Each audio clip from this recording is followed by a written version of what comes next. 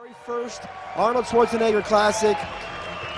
He had a ton of momentum that he was planning to bring into the Olympia, but just a few weeks before the Olympia, Bob, all of that changed, had the leg injury. So the first thing we're looking at right now in Columbus is how that leg injury presents here on this stage, because a lot of people have been waiting to see any visual remnants of that injury. So Bob, I'm going to let you be the first to comment on the once damaged leg of Branch Warren. Well, all eyes, Dan, are on that right leg, and most specifically, the judges' eyes are all looking right there.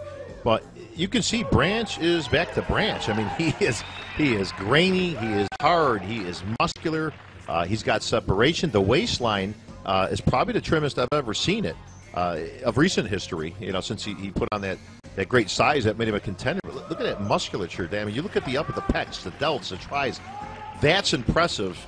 And you can see right now when he turns around. Now, this is where you're going to see a difference in the thighs. And as you can see, I'm not seeing a whole lot of difference.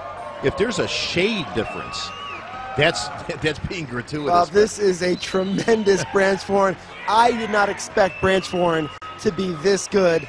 That muscle is popping, and wherever he turns, we're waiting for him to show some vulnerabilities. This right now so far is a physique that is prepared to defend that title. Yeah, well, if you're looking for vulnerabilities, where you got to look to Branch is this shot right here.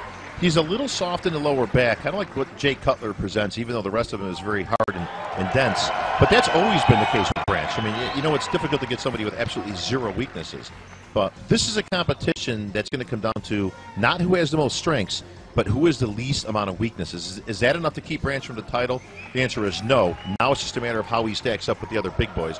Obviously, you can see two names that are going to stick out at you right now, Dan. That's Evan Senapani and Branch Warren so far.